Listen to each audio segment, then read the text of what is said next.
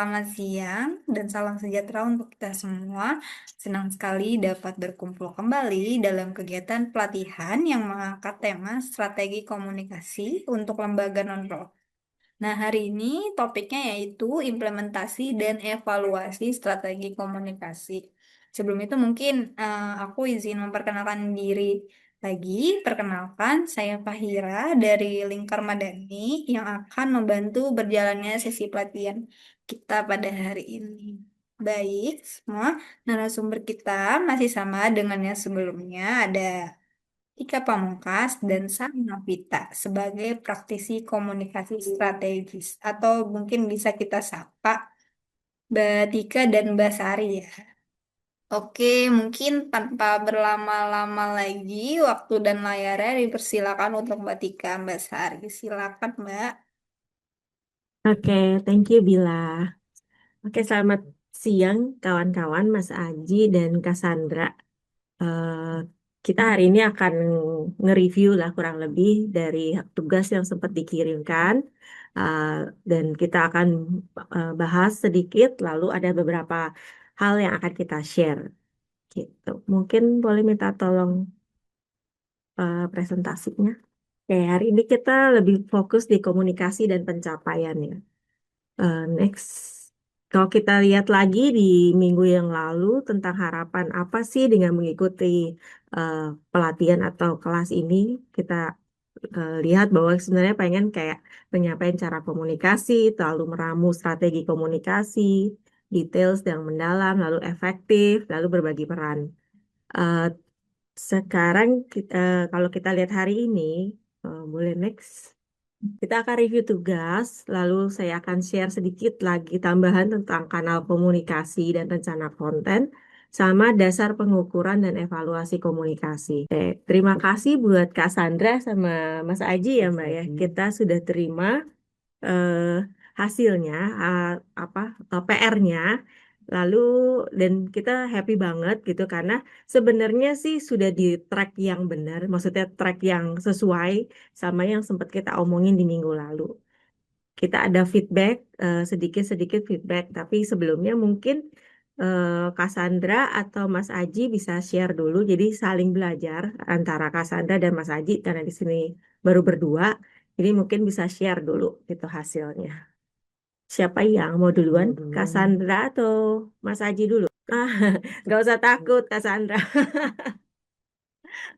Kita presentasi dari tempat kita atau dari gimana, Mbak? Oh, materi ininya ya. Ya, bisa Mm-mm. di-share dari situ ya. Dibuka kan ya sharingnya. Iya, bisa dari Mas Aji sih, boleh. Mungkin jadi lebih enak ngontrolnya ya. Oke, sebentar, Mbak. Belum kebuka dokumennya. Sebentar, Mbak. Ya, nggak apa-apa. Sebenarnya masih work in progress ya, Mbak, itu. Dan itu sebenarnya nggak ngambil materi uh, dari tugas yang diberikan, tapi ini memang kita sedang dalam tahap untuk pembuatan strategi komunikasi lagi dari awal. Jadi ini memang sebenarnya proyek dari kantor kita, Mbak. Oke, iya. Kita Mm-mm. udah lihat dan memang sih sebenarnya kalau kita lihat dari situ memang kelihatan bahwa di situ ada lesson learned. Jadi ada evaluasi dari apa yang sudah dilakukan traction sebelumnya. Tapi dari situ sebenarnya udah bisa kelihatan sih, Mas. Jadi kita Hmm, sama-sama belajar dari situ. Ini yang disebut oke, Mbak. kajian SWOT-nya juga sih. Ya, sebentar. Harusnya udah bisa. Udah muncul belum ya, Mbak? Ya, sudah aman. Ya, jadi sebenarnya eh, sebelumnya terima kasih untuk Mbak Dika sama Mbak Sari dan juga teman-teman yang lain. Izin sebelumnya untuk membagikan baik strategi komunikasi yang dari Traction buat mohon masukannya juga nanti kalau misalnya along the way ternyata dari teman-teman dan juga Mbak Dika sama Mbak Sari ada input dan juga improvement yang bisa ditempatkan seperti itu. Jadi sebenarnya kita ini untuk rencana strategisnya kita bercermin dari rencana strategis organisasi yang dibuat oleh direktur komunikasi kami. Setelah itu, baru kita buat untuk rencana strategis komunikasinya. Seperti itu. Kita mengambil dari manfaat produk. Oh, sebelumnya kita juga deskripsi produknya, bahwa kita adalah sebuah lembaga think tank independen, yang fokusnya untuk mempercepat akselerasi transisi energi dan pembangunan rendah karbon. Sama juga untuk manfaat produknya, kita adalah untuk menantang dan membentuk kajian pemerintah serta membentuk narasi publik.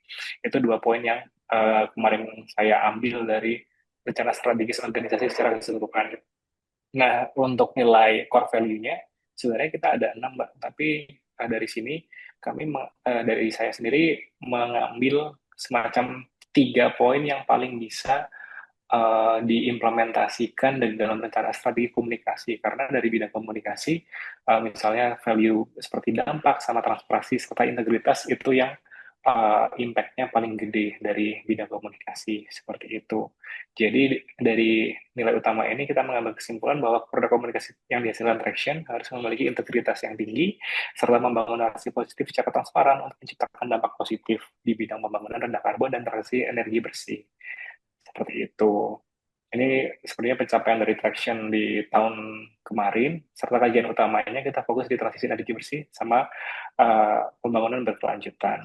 Ini analisis situasi dari media sosial dan juga website. Dari sini saya menganalisa untuk lesson learn-nya bahwa untuk beberapa konten kita performanya masih dibilang sangat rendah, tapi untuk konten yang paling ujung ini dia memiliki performa yang super tinggi karena ini merupakan konten uh, CFP, call for paper. Jadi ini memang semacam kompetisi dan untuk call to action-nya juga jelas, untuk target audiensnya juga jelas. Kita menyasar untuk mahasiswa yang spesifiknya mahasiswa ekonomi dan kita bisa mendapatkan engagement rata-rata di angka 50, tertinggi sampai 200 interaksi, 250-an. Terus yang tadi saya bilang, apa aja sih yang bikin dia punya interaksi yang tinggi, dari call to action yang jelas, terus kita juga perlu untuk yang namanya A/B testing untuk bisa melihat visual yang lebih menarik dan perform better dibandingin yang lain, tapi ini perlu testing along the way dan juga topik yang relevan. Ini year on year-nya dari 2023 sampai 2024 jumlah unggahan menurun tapi untuk performanya meningkat. Jadi selama tahun 2024 dari Traction sendiri mungkin lebih dibandingkan kuantitas, lebih mementingkan kualitas dari konten yang diunggah. Seperti itu untuk performa yang rata-rata meningkat juga. Untuk laman webnya overall masih rata-rata, masih bisa dibilang di bawah rata-rata karena kunjungannya di bawah 5.000, dengan trennya adalah mengakses melalui desktop hampir 70%, sedangkan sisanya melalui mobile. Kunjungan bulanannya hampir 1.600, kunjungan unique visitnya di 800, dan rata-rata durasi kunjungan hanya sekitar under 2 menit dengan bounce rate yang cukup tinggi sampai mencapai hampir 50%. Terus ini saya menyimpulkan bahwa perlu peningkatan strategi untuk implementasi di website juga, atau mungkin saya boleh skip yang untuk Ya, media ini nggak, Mbak? Langsung aja ke ini aja kali ya, Mbak. ya, boleh. Nah, jadi mungkin di target audience, Mbak, kita melihat bahwa untuk target audience kita memiliki beberapa demografi, tapi untuk overallnya kita memiliki gender ratio yang seimbang, terus distribusi usianya dari 25 sampai 34 tahun, terus di atasnya ada 35 sampai 44, terus yang selebihnya lagi 18 sampai 24. Seperti itu. Untuk audiens primernya, kita ada di OPD dan juga pemerintah daerah dan juga pemerintah provinsi. Di sini kita mencoba memetakan untuk latar belakang mereka, terus motivasinya apa, serta tantangan yang mereka hadapi. Nah, di sini saya menempatkan Traction sebagai problem solver. Jadi, tantangan yang dihadapi oleh OPD dan juga para pemerintah ini adalah keterbatasan data, sinergi antar OPD dan antar level pemerintahan, sama keterbatasan anggaran dan sumber daya manusia. Lalu di sini Traction hadir sebagai mitra teknis dan strategis untuk menyediakan data berbasis bukti serta rekomendasi kebijakan aplikatif. Di sini kita berperan sebagai partner untuk bisa menjembatani para OPD ini untuk bisa mencapai pembangunan rendah karbon seperti itu. Terus yang kedua, dari kementerian dan lembaga ini sebenarnya masih dalam peningkatan karena kemarin masih belum sempat untuk kita revamp lagi, tapi untuk ini juga untuk kementerian dan lembaga masuk ke dalam audiens primer. Lalu yang primer juga industri, industri terutama industri energi, kita juga masuk sebagai audiens primer. Ini sebenarnya kemana agak bingung juga untuk positioning calon donor, potensial donor, apakah mereka masuk primer atau sekunder. Tapi sejauh ini kita melakukan treatment untuk menggunakan platform LinkedIn itu sebagai platform utama untuk kita bisa menggait potensial donor yang mana rata-rata demografinya berada di luar negeri yang berarti kita menggunakan pendekatan internasional seperti itu. Untuk sekundernya kita menyasar untuk akademisi dan di sini kita berperan untuk menjadi kolaborator riset dan juga sebagai wadah diseminasi seperti itu. Harapannya nanti pun dari sini kita bisa lebih jauh untuk menghasilkan UGC atau user generated content yang nanti hasil dari kolaborasi tracknya dengan akademisi. Tapi itu mungkin jadi milestones ketika nanti untuk pondasinya udah kita bisa establish seperti itu. Untuk sekunder yang paling umum dan paling luas sebenarnya ini kita menyasar di masyarakat awam yang dimana mereka masyarakat awam yang memiliki interest di bidang pembangunan rendah karbon dan juga transisi energi bersih. Dan di sini Traction secara general kita memberikan informasi yang terpercaya dan inspiratif dan harapannya bisa menjadi top of mind mereka ketika mereka membahas isu mengenai pembangunan rendah karbon dan juga transisi energi. Top of mind-nya langsung muncul, oh Traction, kita akan mengunjungi website Traction untuk mendapatkan informasi terpercaya. Seperti itu harapannya. Untuk SWOT-nya seperti ini, tapi sepertinya untuk ini masih perlu ditingkatkan juga, Mbak, karena untuk SWOT yang saya tuliskan di sini, ini merupakan hasil uh, dari comms manager yang sebelumnya, yang sekarang udah resign. Jadi ini saya hanya meneruskan untuk estafetnya, tapi sepertinya untuk kondisi yang sekarang masih perlu disesuaikan lagi. Tapi kalau misalnya untuk dari strength sama opportunity-nya hampir seimbang. Sedangkan untuk strength sama weakness-nya hampir seimbang. Sedangkan opportunity yang tersedia di sini masih banyak. Jadi untuk area untuk dieksplor tuh kita masih sangat luas seperti itu. Nah, tujuannya untuk dari tujuan komunikasi saya bagi menjadi jangka pendek sama jangka panjang, Mbak. Yang pertama, jangka pendek kita pengen bisa untuk meningkatkan visibilitas traction, lalu meningkatkan jangkauan juga atau reach, meningkatkan volume produksi publikasi yang tadi saya bilang untuk penurunan kuantitas tapi peningkatan kualitas. Kalau bisa diimbangi juga dengan peningkatan volume produksi agar bisa lebih konsisten dalam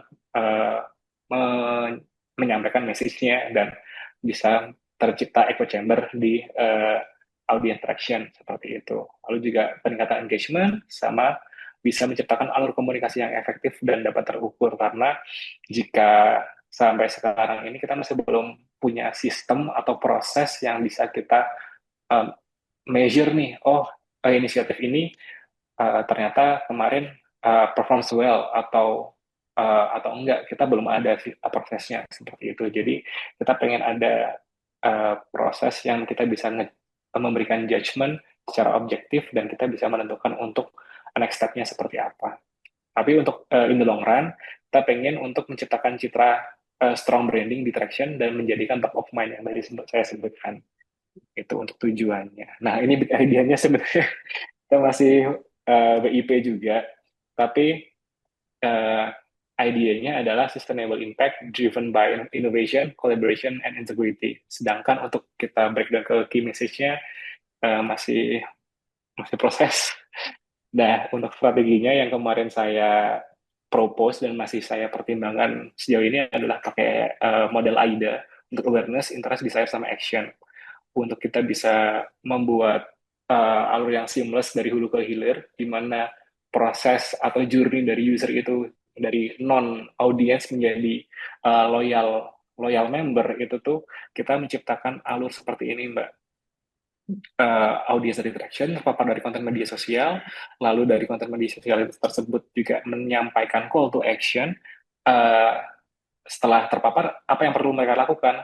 Kita ingin menciptakan proses di mana link in bio dari si Traction ini akan menjadi all-in-one tools, Mbak. Jadi misalnya nanti akan ada kegiatan untuk RSVP bisa di sana. Terus kalau misalnya mostly yang saya pikirkan adalah untuk di LinkedIn bio nanti akan berisi link menuju artikel terbaru dari Traction, dan ketika mereka mengunjungi LinkedIn bio, mereka klik dan mereka akan masuk ke artikel full yang ada di laman web Traction seperti itu. Jadi memang idenya bukan menyodorkan um, a pile of information in a big chunk, tapi kita give them smaller bites agar mereka bisa digest better seperti itu sih. Dan sebenarnya untuk end journey-nya kita mengharapkan bisa uh, mendapatkan pengumpulan aset dari mereka berupa informasi konfidensial mereka seperti email dan juga lembaga sama nomor telepon agar mereka bisa berlangganan di newsletter. Itu untuk end journey-nya. Ini untuk taktiknya. Kita menerapkan strategi SEO, user login, audience profiling, sama untuk engage dengan mereka menggunakan bi-weekly atau monthly bulletin. Tapi ini juga sebenarnya masih belum masih uh, roadmap yang sangat panjang. Jadi mungkin ini saya cuma membahas dari helikopter view aja seperti itu. Sedangkan untuk bisa menciptakan yang tadi untuk untuk produk komunikasi yang berkualitas, kita juga perlu untuk bisa menjaga nilai-nilai dari produk yang uh, produk komunikasi yang kita bikin. Misalnya untuk jenis-jenisnya kita ada kurang lebih 8 butir uh, tipe tipe produk komunikasi mulai dari artikel hingga buletin. Lalu untuk kualitas yang kita jaga bisa dengan relevansi dan kejelasan pesan, akurasi dan kredibilitas data, terus visual yang sesuai dengan brand guideline, dan kita nggak hanya memaparkan masalah, tapi kita juga menyediakan solusi dan rekomendasi serta call to action. Seperti itu sih, Mbak.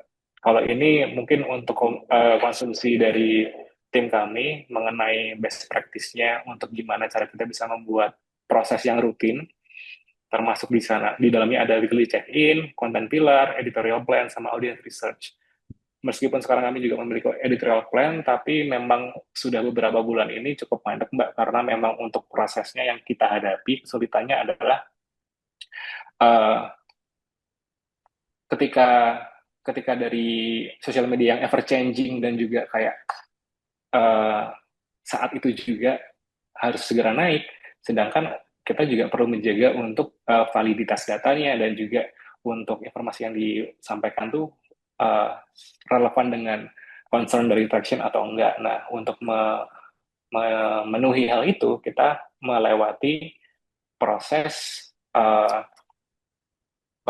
proses approval dari stakeholders kita seperti senior management sama director, dan itu memakan waktu yang sangat lama. Jadi pada akhirnya hot news tersebut udah keburu getting stale gitu sih. Jadi memang idealnya kita pengen menciptakan editorial plan yang memang sudah bisa disiapkan dari jauh-jauh hari, dari mungkin idealnya 1 bulan sebelumnya. Jadi nanti akan ada konten yang memang sudah terjadwal dan juga konten ad hoc seperti itu sih, Mbak, agar bisa riding the waves dan sesuai dengan bisa keep up dengan sosial media yang ever changing seperti itu. Tapi lebih dari itu kita juga ingin membuat inisiatif pengawasan, Mbak, agar kita seperti yang tadi saya bilang, inisiatif nggak cuma asal lempar ke ruang gelap doang, tapi kita juga pengen bisa ngelihat what works and what's done gitu kan. Jadi kita bisa uh, menentukan next step-nya seperti itu. Ini target capaiannya mungkin nggak terlalu fantastis, tapi saya melihat angka yang visible untuk dilakukan dengan seperti teman-teman yang kemarin hadapi di sini juga rata-rata pada kekurangan sumber daya juga, jadi kita juga memanfaatkan apa yang ada. Jadi ini angka yang paling visible untuk kita lakukan dengan sumber daya yang terbatas. Seperti itu sih, Pak. Terima kasih. Oke, Yeay. makasih ya Mbak juga. Thank you Mas Aji. Itu Sama-sama, komplit Mbak. komplit ya, komplit dalam artian untuk mengkaji ya, mengkaji evaluasi. Aku paham nih, aku pas ngelihat bisa melihat bahwa memang Mas Aji meneruskan dari yang sebelumnya gitu. Jadi kelihatan bahwa di situ ada evaluasi eh, yang work sama yang nggak works, terus apa yang bisa ditingkatkan berikutnya. eh itu udah permulaan yang baik gitu. Jadi intinya adalah sebenarnya eh, memang di setiap proses pasti akan ada ada ininya lah, ada kendalanya gitu. Hmm. Nah, kalau di sini kita ngelihat ya kalau kita coba-coba lihat dari sini eh untuk review oke, tapi kayak eh untuk tujuan lah kita mulai dari tujuan dulu ya. Tujuan di sini memang cukup jelas gitu. Ada tujuan jangka pendek, jangka panjang, dan itu memang eh, itu yang biasa kalau di communication kita lakukan gitu. Namun alangkah lebih baik kalau memang di situ dibikin ada time bound-nya dan lebih Oh, spesifik gitu. Ini memang memang general, masih general. Jadi nggak kurang spesifik. Karena kenapa begitu kan? Kenapa penting untuk menjadi spesifik? Karena jadinya di saat kita melakukan planning pun kita jadi tahu sampai kapan nih waktu yang kita punya gitu. hmm, Jadi misalnya kita mau meningkatkan visibilitas traction gitu. Eh, sampai berapa lama? Setahun kah? Atau 2 tahun kah? Lalu jadi kita juga bisa ngelihat amunisi kita cukupnya sampai berapa gitu. Jadi intinya lebih kayak lebih ada time bound-nya dan lebih spesifik. Visibilitasnya gimana maksudnya? Apakah orang tahu traction ngapain atau hanya tahu oh itu logo traction gitu. Itu kan banyak ya dari sisi visibilitas yang mau dicapai. Dan juga relevan gitu, relevan ke tujuan utama. Jadi tujuan utama kita baik itu dari traction sendiri secara organisasi atau tujuan utama dari komunikasi itu sendiri. Jadi misalnya tujuan utamanya adalah kita ingin memberikan informasi atau traction adanya tuh untuk memberi informasi atau knowledge pengetahuan hmm, tentang energi gitu. Nah, apakah tujuan yang kita bagi jadi jangka pendek dan jangka panjang itu udah mendukung tujuan utama organisasi itu? Maka hmm. kemarin kita coba ulang-ulang tentang apa sih visi misi organisasi. Nah, di situ kita breakdown jadi si tujuan juga gitu. Mbak Sari ada tambahan buat tujuan dulu? Iya, mungkin yang tadi Mbak Cika bilang tentang tujuan visi dan misinya organisasi ya Mbak ya. Itu biasanya kita mengambil dari tujuan besarnya itu kan biasanya kan ada ya lembaga tujuannya misalnya di eh, fokus mendorong perubahan perilaku gitu. Nah itu Hmm, biasanya itu akan turun ke tujuan jangka pendek, jangka panjang, terus lalu untuk pesan apa, untuk pesan kunci key message dan langkah-langkah yang lainnya yang untuk kita lakukan seperti itu. Kayak pemilihan kanal, kontennya seperti apa, frekuensinya, atau mau eh, siapa yang mungkin ada konten dari pakar yang berbicara atau bagaimana kayak gitu sih. Ya. Ini kan kalau kita lihat sih banyak banget gitu. Eh Mungkin kita bisa apa ya lebih realistis aja sih realistis dalam arti setahun ini kita coba deh buat ngangkat nama traction dulu gitu. Jadi di breakdown aja. Memang sih banyak yang mau kita sampaikan, tetapi dengan tujuan yang fokus kita bisa eh, melakukannya itu kan sebenarnya kalau kita mau ngomongin visibilitas traction. Visibilitas traction tuh bisa dilakukan dengan cara produksi publikasinya gitu. Itu kan itu sebenarnya caranya gitu. Lalu kita bisa mengengage, maka jadi visibilitasnya naik. Jadi mungkin yang besarnya adalah meningkatkan visibilitas dulu, lalu yang bawahnya itu adalah lebih ke how-nya. Jadi kita kayaknya nggak banyak banget tujuan yang mau dicapai gitu, tapi ini aja sih fokus gitu. Kalimat gitu ya Mbak ya? Satu Mm-mm. kalimat gitu ya. Iya, satu kalimat dan juga Terus itu baru bawahnya dalam time bound berapa subjek. lama, terus gimana cara ngitungnya gitu. Mungkin Oke, ya oke. itu sih. Uh-uh. Nah, lalu makanya kalau kita lanjut lagi kan sebenarnya kalau kemarin Mas Aji selalu mengulang bahwa oh ini ada nggak sih strategi brandingnya gitu. Nah itulah disitulah masuknya. Disitulah masuknya karena kita menaruh visibilitas di paling atas gitu. Jadi di situ akan Hmm, ada apa strategi branding untuk traction oke. kurang lebih gitu. Nah dari situ udah oke dengan tadi pemilihan kanal gitu.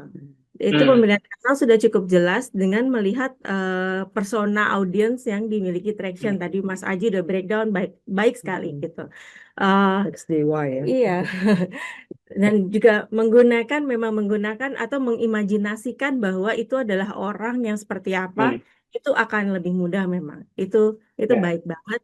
Jadi kita pun bisa ngepasin, oh iya yang begini memang di LinkedIn, yang di sini lebih ke Nggak Instagram. masalah. Iya, jadi itu menariknya di situ. Nah, di saat itu kita sudah memetakan dan tadi sudah dibilang sama Mas Aji juga bahwa ada pain point-nya, ada apa sih masalah yang ingin target audience itu pecahkan, itu sudah terjawab di Traction. Itu udah cukup baik. Itu adalah konten yang akan diproduksi oleh Traction next-nya. Berarti kalau kita ngomongin sama tadi siapa eh, Mas Bayu atau siapa Hmm, itu adalah kontennya gitu. Dia memiliki pain point yang seperti itu, maka itu jawabannya akan dikasih Traction. Lalu apa kemudian? Oke, approval proses. Ya, cover. Approval proses memang itu selalu menjadi kendala kita di komunikasi, baik di non-profit maupun di profit, ataupun dimanapun itu selalu menjadi kendala. Karena kita tim komunikasi memang sudah mempunyai banyak sekali target, memiliki kalender, tetapi kadang untuk approval itu tetap harus melalui manajemen.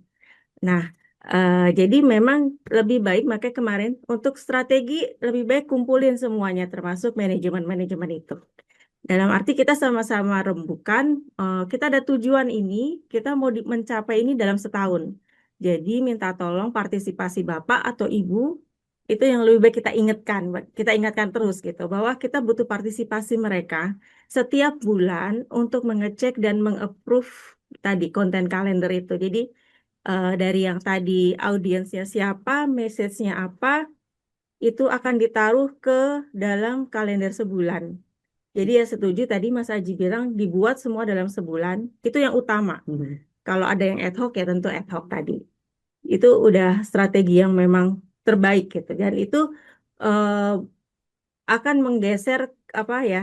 Memang sih tentu di ad hoc itu kan ada hal-hal yang takut kelewat gitu ya. Memang tapi Harus cepat. nah ya itu juga agreementnya bahwa ini kalau ada sesuatu yang memang harus cepat, Bagaimana bagaimana solusinya gitu. hmm, meeting Eh, ya Mbak biasanya ya Mbak ya? Biasanya Meeting iya rutin dengan iya manajemennya. ya itu rutin memang kayak sebulan sih fine untuk konten semuanya ya. Tapi kalau yang ad hoc hmm, itu minta izin untuk ya by WhatsApp atau approval cepat gitu sih. oke. Gitu sih. Hmm. Ada lagi Pak Sari? Terus ini, oh kalau salah itu sih cukup sih yang approval Hmm, proses.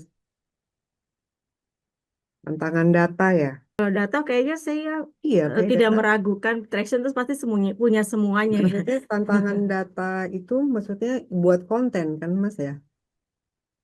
tantangan data mungkin ini sih, Mbak, kayak mungkin dari tim program kita, ya mungkin kalau misalnya untuk hal yang saya ajukan di sini untuk best practice terutama, itu sejauh ini karena kita melihat untuk pain points kita adalah dari tim program sama communication tuh jalan sendiri-sendiri gitu loh, bukan in harmony gitu kan. Jadi kita pengen untuk kita ada weekly check ini untuk tahu kayak what's going on, untuk work in progress-nya seperti apa, terus kira-kira kita bisa ambil angle apa sih yang pengen kita highlight di dalam komunikasi. Jadi kita emang tujuannya nggak cuma memberikan hasil akhir dari sebuah project atau inisiatif, tapi juga kayak kita kasih lihat sneak peek-nya kayak kenapa itu penting dan kenapa audiens perlu untuk memperhatikannya dan kenapa audiens perlu menunggu hasil akhirnya nih, jadi untuk stay tune gitu. Jadi tantangannya lebih ke bagaimana untuk kita bisa melihat suatu data itu penting dan maksudnya untuk kalau misalnya dari tim program kan rata-rata emang dengan background researcher ya Mbak.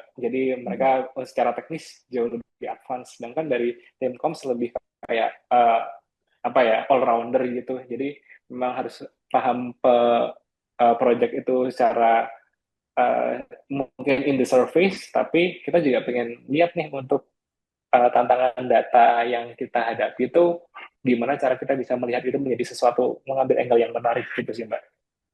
Sebenarnya intinya itu membahasakan apa bahasa researcher ke bahasa Ke publik. bahasa publik seperti Iya. itu ya Mas ya. Betul, betul. Oke, itu Kayak memang gimana selalu cara jadi kita bisa, tantangan. Itu menjadi tantangan copywriter gimana, Ibu copywriter? Kalau nggak tahu ya, kalau pengalaman pengalaman aku, pengalaman kami gitu, kami berusaha approach sih, dan gimana ya, mungkin ada kayak panduan, bukan panduan ya, apa ya Mbak ya, buat komunikasi internal gitu yang disetujui Oke, sebenarnya ya itu lagi balik gitu, lagi ke alur proses alur tadi. proses.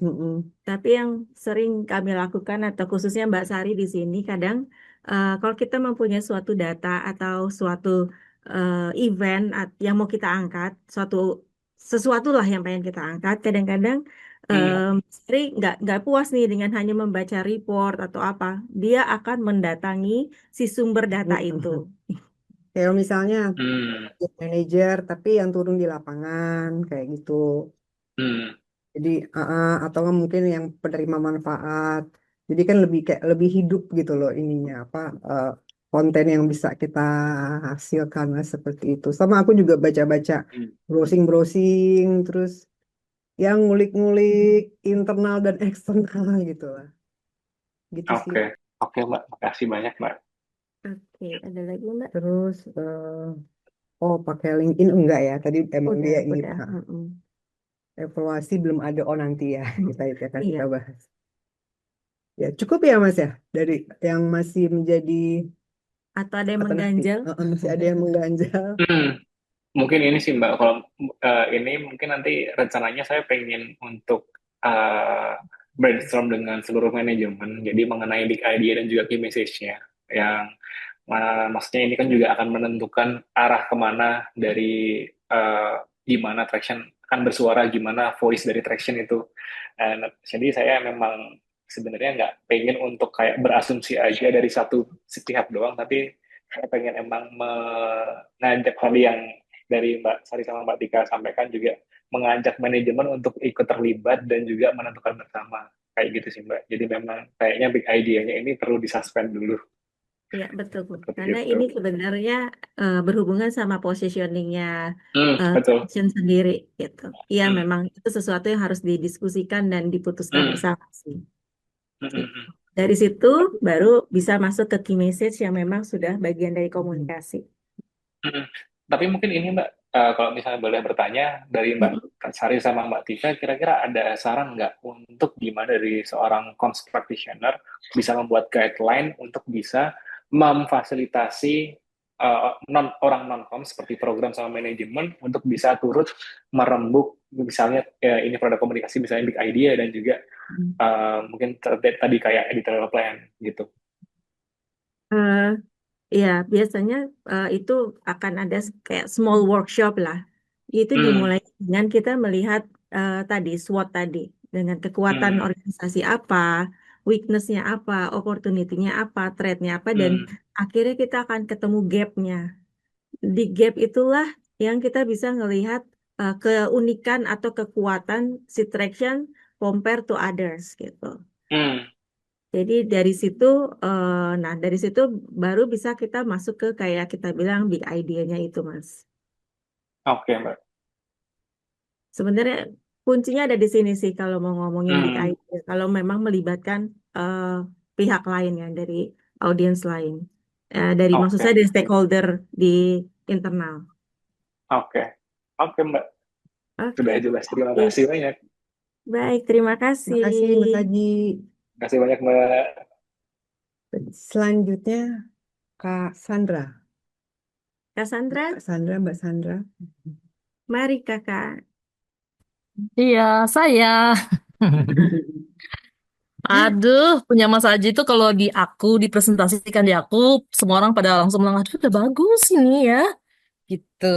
Padahal dia sendiri masih belum puas sih, apalagi kalau mau kerjanya dengan LMM. Gitu. Jadi Mbak Katika dan Kak Sari, kemarin itu aku sempat membuat SWOT pendek. SWOT pendek. Ya SWOT lah ya, karena memang sudah lama dan kita harus SWOT kembali. Tapi lebih kepada teman-teman internal untuk bagaimana melihat tren komunikasi kita gitu. Nah, yang saya buat ini masih kalau lihat itu masih untuk komen masih draft sangat draft sekali, tapi saya rasa itu bisa menjadi bahan acuan dan orang-orang semuanya excited kemarin. Oh iya, oh iya kita punya komunikasi akhirnya kita semuanya sadar bahwa ini adalah sesuatu yang harus kita kerja bersama-sama, bukan hanya rely on orang komunikasi karena nggak ada orang komunikasi yang benar-benar komunikasi di dalam organisasi kami. Masih beruntunglah mereka yang punya itu ya. Izinkan saya untuk men-share ya dari Ya, sini. silakan. Ini oke. Saya tidak menaruhnya di dalam PowerPoint karena ini masih masih uh, bisa ya dilihat ya. Ya, bisa. Mungkin Jadi lebih. LMMA ya. So latar belakangnya. LMMA sendiri ini lembaga konservasi yang sudah sangat lama berkiprah di Indonesia, khususnya di Indonesia Timur. Umur kami itu sudah 22 tahun dan kerjanya hampir mencapai 400 desa di Papua, Papua Barat, Maluku, dan Maluku Utara. Artinya kita bukan lagi anak kecil ya, tetapi dalam sisi komunikasi ini merupakan salah satu tantangan yang sangat besar bagi organisasi-organisasi kecil khususnya apalagi yang bergerak di Papua dan Maluku. Indonesia Timur masih tertinggal dalam beberapa hal, termasuk juga dalam hal-hal untuk menginformasikan, membagikan hasil dari kerja-kerja baiknya LMM. Sehingga banyak data hasil riset capaian itu belum bisa terdokumentasi. Baik itu dalam knowledge management kami, dalam mail kami, ya apalagi itu aja belum belum selesai PR-nya, apalagi harus mengkomunikasikan keluar ya. Banyak laporan-laporan, banyak anekdotal evidence, banyak storytelling yang sampai sekarang karena terlalu saking banyaknya mengkurasinya juga membutuhkan waktu. Nah, ini pas memang momen pelatihan ini sangat pas sekali dengan kami karena saat ini kami sedang melakukan kurasi untuk 300 site-nya LMMA. Sehingga ini akan mensinergikan antara program dan komunikasi nih Mbak Tika dan Mbak Sari. Ya. Ya. Lalu sebagai organisasi yang cukup kuat Indonesia Timur, sebenarnya kami belum memiliki sebuah identitas positioning yang sangat kuat untuk menunjukkan bahwa LMMA adalah sebuah organisasi konservasi berbasis masyarakat dan sangat grassroots. Mhm. Nah, itu belum sampai ke situ.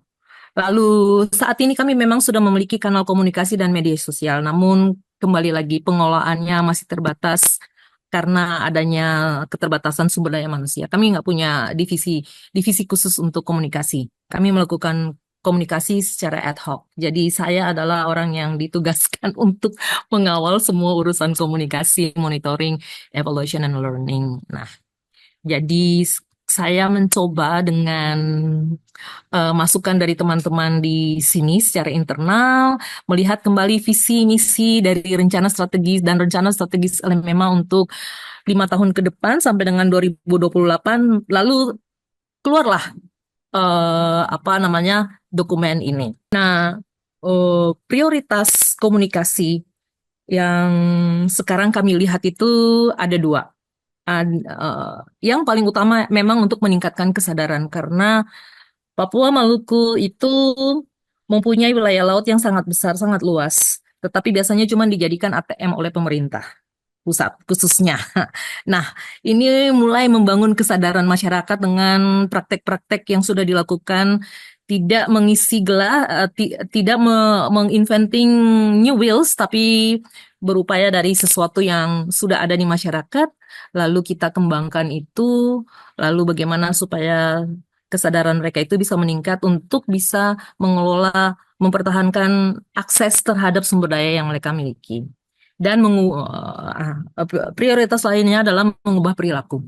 Karena Papua Maluku keterbatasan teknologi dan sebagainya membuat orang sumber dayanya kaya sekali ya, ya sudah pakai bom saja, pakai potas, pakai alat-alat yang tidak ramah lingkungan ya.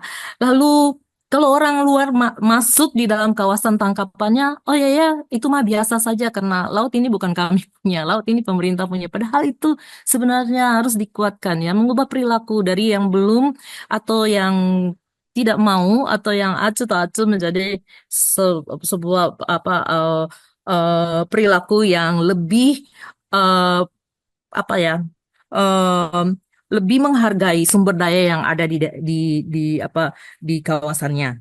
Pun itu bukan hanya kepada masyarakat di tempat kami bekerja saja, tetapi juga orang dari luar yang masuk ke dalam lokasi atau tempat di mana mereka ada. Jadi ada penghormatan terhadap praktek-praktek sasi, praktek-praktek adat, dan praktek perikanan yang ramah lingkungan. Tentu juga untuk mendukung capaian program LMMA. Karena kami juga punya visi dan misi yang memang harus kami penuhi gitu ya. Ada target-target tertentu.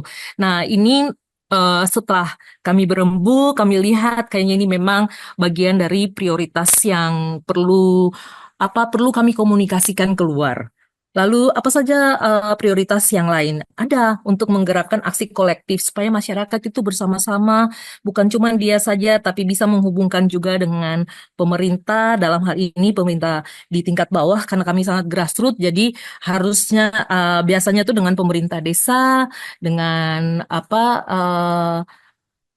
BPD, Badan Permusyawaratan Desa, lalu nanti ke pihak pengambil kebijakan yang setingkat di atasnya. Kami tidak main terlalu banyak di tingkat provinsi dan nasional, karena itu terlalu jauh dari target kami. Jadi kami lebih banyak di bawah situ ya, di bawah di tingkat tapak. Lalu dengan mitra-mitra NGO, banyak sekali ya yang bekerja di bidang konservasi, tapi kalau di Papua dan Maluku sangat terbatas, jadi kita tuh harus membuat gerakan secara kolektif.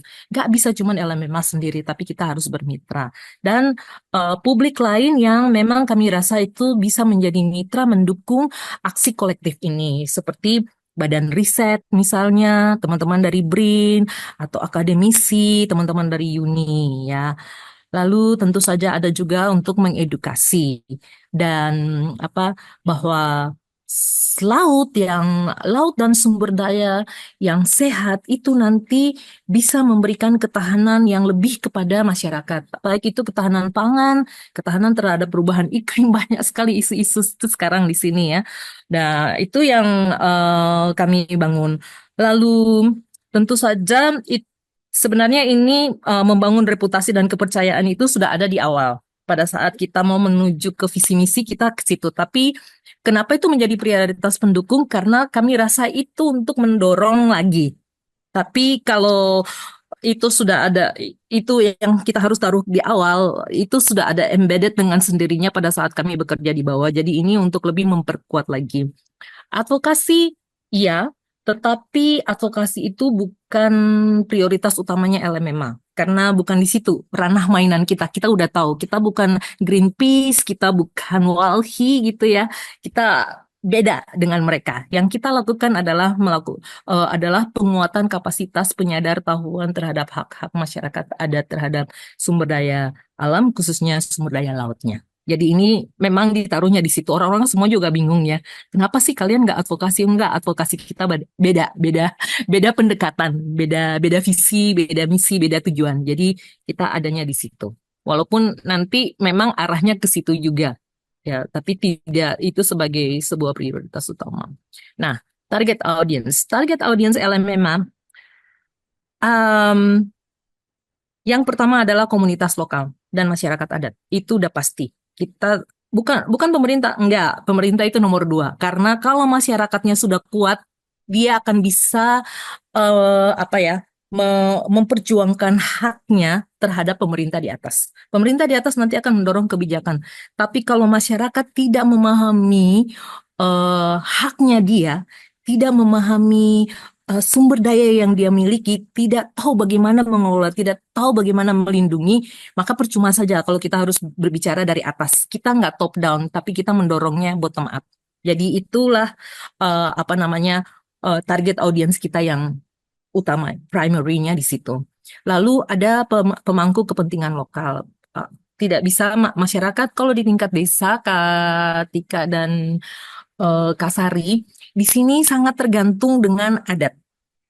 Bukan pemangku di desa itu adat dulu, kalau Papua Maluku adat dulu baru pemerintah administratif. Jadi mereka itu harus masuk ke dalam prioritas kedua kita. Karena kalau untuk komunitas lokal, biasanya kan ada tokoh-tokoh masyarakat, tokoh-tokoh adat. Nah, itu sudah, kalau itu sudah diperkuat untuk mendorong ke tingkat atasnya, itu akan lebih mudah. Lalu nanti naik lagi ke provinsi, baru, kabupaten, baru provinsi. Ini harusnya kabupatennya, provinsi. Kalau provinsi itu nanti akan, akan ada hubungannya dengan legalitas, RSET, rencana sonasi wilayah perairan, gitu ya. Nah, itu kan sudah nasional, udah kebijakan besar. Nah, pun demikian dengan nasional dan donor potensial. Kita tidak menaruh itu dulu sebagai target audiens, karena kalau kita taruh donor sebagai target potensial utama, maka nanti itu UUD, ujung-ujungnya duit, hanya untuk urusan uang aja. Tetapi harusnya, iya, karena bagi kami juga bilang sama masyarakat begitu, kamu jaga itu supaya nanti UUD ujung-ujungnya duit. Nanti kalau ada program masuk, kamu udah siap, kamu udah tahu bagaimana bernegosiasi, kamu sudah tahu bagaimana posisimu, apa yang harus kamu tawarkan, apa yang bisa kamu dapatkan, apa yang bisa mereka berikan sebagai bentuk dukungan. Nah, itu karena kalau LSM bekerja, dia pasti butuh dana. Dan itu untuk mendukung kerja-kerja di lapangannya, tapi bukan untuk profit. Agak beda dengan perusahaan-perusahaan swasta. Jadi kami masih membutuhkan donor, tetapi dia tidak pada posisi sebagai target audiens utama kita. Lalu kami pikir juga bahwa media dan komunitas digital, karena sekarang ini hampir semuanya begitu ya, itu dulu LMMA, ini sekilas sejarah aja ya, dulu LMMA itu tidak mempunyai website sendiri. Kami embedded dengan punyanya network di Pasifik. Kenapa? Karena ya itu nggak ada orangnya. Nggak mau saya untuk mengadministrasi sebuah website yang jadinya nanti cuma sebuah tampilan tidak ada isinya. Jadi kami berembuk dan baru 1 atau 2 tahun belakangan ini kami punya website sendiri. Itu pun masih dalam tahap konstruksi, tapi sudah bisa dilihat, udah banyak gitu ya. Dan ternyata dengan adanya website dan media digital ini, medsosnya ya, kami banyak sekali ini ya request. Tapi lagi-lagi nih requestnya masih terkendala dengan human resource-nya. Tapi kami sudah melihat itu sebagai sebagai prioritas yang perlu kita jembatani juga gitu. Lalu apa sih pesan kuncinya untuk LMMA-nya? Ada lebih simple aja. Karena selama ini kami sudah keluar dengan campaign namanya bawa ikan lebih dekat, lebih banyak dan lebih besar. Bawa ikan lebih dekat, bawa ikan lebih banyak dan bawa ikan lebih besar. Ya. Kenapa bawa ikan ini menjadi penting? Karena untuk masyarakat di desa, kalau dia bisa tangkap ikan dekat, tidak perlu mencari jauh, itu sangat luar biasa bagi mereka. Karena tidak buang-buang uang untuk bensin ya, untuk BBM. BBM mahal sekali untuk Papua dan Maluku, Kak. Dan kadang juga tidak ada. Kalaupun ada duit, BBM-nya nggak ada. Kalau duitnya udah ada, ternyata nggak cukup karena mahal. Jadi campaign kita ini kita keluar. Jadi kalau orang bilang, oh ya sudah LMMA itu kita sudah tahu mereka pasti akan bisa. Dan memang pendekatannya adalah untuk bisa membawa ikan, sumber protein, sumber pangan, sumber uang itu ke masyarakat. Itu yang pertama. Lalu harus banyak. Kalau ikannya cuma satu, terus makannya gimana? Tapi kalau mau banyak, harus jaga, harus memberikan perlindungan kepada ekosistemnya. Harus apa? harus bisa memberikan value kepada lautnya. Nah, lalu lebih besar. Ikan banyak, tapi kecil-kecil, value-nya juga turun. Nggak jualan, walaupun ada sih ikan kecil yang dijual mackerel misalnya contohnya, tapi selalu mindset orang itu adalah ikan besar. Karena ikan besar nilai jualnya itu lebih tinggi. Tetapi dengan ikan besar juga harus dijaga sehingga dia bisa terus bereproduksi dan bisa memberikan bisa memenuhi kawasan-kawasan yang ada di sekitarnya. Nah, itulah tagline yang sampai sekarang masih kami gunakan karena masih relevan dengan apa yang kami lakukan. Sehingga kalau kami keluar, narasi-narasi yang dibuat adalah masyarakat adat, masyarakat lokal, masyarakat tradisional adalah orang-orang yang menjaga laut, yang sebenarnya ya mereka yang menjaga, mereka yang memiliki laut itu. Dengan menguatkan, berarti bukan hanya untuk saat ini saja bisa makan ikan, tapi untuk kedepannya bisa terus makan ikan. Itu yang kami bangun. Jadi ini sebenarnya sudah ada. Tetapi ya memang tetap harus diingatkan terus-menerus ya. Kalau tidak ada remindernya ya lupa juga. Nah, kanal dan media komunikasi. Nah, yang kami lakukan karena audiens utamanya adalah masyarakat, memang tatap muka langsung itu lebih efisien dibandingkan harus menggunakan media yang lain. Lalu mm, media sosial sudah mulai dengan media sosial, tetapi untuk segmen yang berbeda. Walaupun di desa orang sudah bisa juga, dan mereka senang sekali ya kalau misalnya iya ya ada nih wajah kamu keluar di Instagram atau di Facebook juga dengan di YouTube ya. Oh, senang sekali ya. Ini kami ada beberapa video yang sedang dalam tahap proses, dan waktu kami uji coba untuk melihat alurnya teman-teman di desa itu kan masih video panjang ya, masih 7 menit. Mereka bilang, loh kok pendek sekali, kenapa nggak ada lagi nggak sambungannya? Secara video itu kan dibuat untuk berbagai macam purpose ya. Nah, itu kalau di desa memang harus panjang. Tapi kalau untuk audiens, untuk conference atau audiens yang berbeda, 2 menit aja udah cukup. Tapi kami aware dengan itu. Lalu kami juga membuat masih dengan media-media konvensional, ada dokumen, infografis, leaflet, fact sheet, poster visual, itu ada.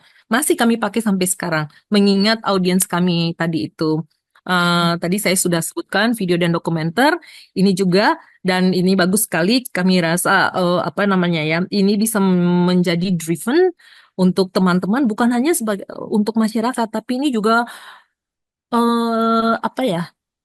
bisa memberikan pengaruh kepada pemerintah daerah. Ternyata mereka baru tahu bahwa masyarakatnya di sini sudah melakukan apa gitu ya, sampai sudah mandiri, sudah bisa jaga lautnya. Itu juga agak-agak lucu-lucu juga sih kemarin itu waktu putar video dari salah satu lokasi kami di Jayapura, pemerintahnya terkaget-kaget. Oh, ada ya.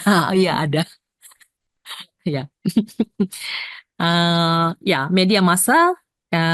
Saat ini kami sedang bekerja dengan beberapa teman. Ada sih artikel-artikel opini, ada beberapa kegiatan. Tapi ini ingin kami tingkatkan lagi untuk masa depan ya, sehingga banyak liputan itu bukan untuk LMMA-nya, tapi kepada bagaimana keberhasilan LMMA itu, bagaimana masyarakat berhasil menjaga lautnya dan bisa menggunakan tools yang kami fasilitasi untuk dibuat untuk sebagai alat. Nah, itu tadi alat advokasi untuk menjaga lautnya. Banyak sih Kak Tika, Kak Sari dan teman-teman, masyarakat di desa itu akhirnya menggunakan, maaf ya, saya tadi nggak bilang, menggunakan peta maupun peraturan desa yang disusun bersama-sama dengan LMMA sebagai alat untuk melakukan negosiasi. Nah, kami rasa ini sesuatu yang sangat baik untuk bisa dibagikan dalam bentuk tertulis dan bisa diliput oleh teman-teman dari media. Lalu kami juga sekarang udah mulai masuk ke kanal-kanal mitra supaya ini bisa menjadi dorongan bisa menambah cakupan audiens kita. Jadi ada beberapa termasuk dengan LMMA Network, tapi kami bukan cuma dengan network di LMMA Network yang internasional, tetapi juga dengan teman-teman mitra di mana kami bekerja bersama-sama. Nah, itu lalu ini sih sebenarnya rencana aksi, tapi ini belum terjadi. Belum terjadinya dalam artian masih beberapa sudah dalam progres, misalnya untuk produksi materi komunikasi, poster, video. Sekarang ini sedang proses untuk beberapa, tapi berharap bahwa setiap tahun kita punya dana dan kita punya resource untuk bisa membantu membuat produksi materi komunikasi. Nah, kalau untuk kampanye publik bawa ikan lebih banyak, lebih dekat, dan lebih besar, ini selalu kami lakukan setiap tahun. Nah, tahun ini kami mundur. Tahun ini kami mundur. Nanti baru bulan September, Oktober, ya September Oktober itu kami baru akan melakukannya di Morotai. Nah, nah untuk narasi, untuk di forum-forum kampung khususnya ini selalu sepanjang tahun. Dan tim komunikasi tidak bekerja sendiri, saya tidak bekerja sendiri, tetapi itu bersama-sama dengan tim program. Jadi kami sudah bersepakat kemarin ya pada saat melakukan SWOT singkat itu bahwa komunikasi ini harus kita keroyokan ya, harus bancakan, nggak bisa kita sendiri. Tetapi nanti orang komunikasi akan memberikan clue-nya untuk teman-teman program, sehingga pada saat turun narasi utamanya itu keluar. Lalu webinar, workshop tematik ini kami rencanakan 1 kali per tahun. Eh, Nanti akan melihat event-event besar yang memang ada yang bisa dikaitkan topiknya, temanya. Nah, itu kita bisa bersama-sama. Tahun ini kita sudah sih sebenarnya melakukan event itu dengan mitra dari Somakor untuk Bismarck Solomon Seascape. Jadi itu sudah. Lalu kami juga berencana untuk melakukan pelatihan champion komunitas ya. Jadi komunitas yang kami identifikasi bisa menjadi duta lingkungan di kampungnya. Nah, ini kami sudah pernah melakukan ini, tapi mau melakukan lagi karena champion kami yang dulu itu kan sudah berumur. Nah, kami perlu champion darah segar gitu ya. Kami perlu darah segar, Mbak, untuk bisa menjadi corong, corong lah ya, sebagai duta lah ya, duta lingkungan di desanya. Dan dia bukan hanya untuk desanya, tetapi kalau misalnya ada permintaan dari kampung yang lain atau desa yang lain, dia juga bisa pergi untuk menjelaskan mengenai LMMA, menjelaskan mengenai tahapannya. Karena kalau kami sendiri, waduh, lama ya, Indonesia Timur punya ribuan sekali, banyak sekali. Tapi paling dekat ini adalah kalau masyarakat berbicara dengan bahasa mereka kepada masyarakat yang lain. Snowballing, ya, itu akan lebih cepat. Getuk tular apapun itulah namanya ya, itu lebih cepat. Nah, ini kerjasama antara program komunikasi, orang program, dan juga untuk capacity building. Jadi kembali lagi bahwa komunikasi ini terintegrasi, tidak hanya bertumpu pada satu orang aja, tetapi bisa dilakukan bersama-sama. Selama kita mau, selama kita sudah berkomitmen ya, sebenarnya bukan mau, harus berkomitmen untuk bisa gitu ya. Nah, ini sangat sederhana saja buat kami untuk memonitoring dan mengevaluasi capaian. Jadi kita melihat dari jumlah materi komunikasi produksi yang diproduksi, jangkauan kampanye, terus juga persepsi masyarakat. Sebenarnya ini ada satu lagi. Berapa sih lokasi yang sudah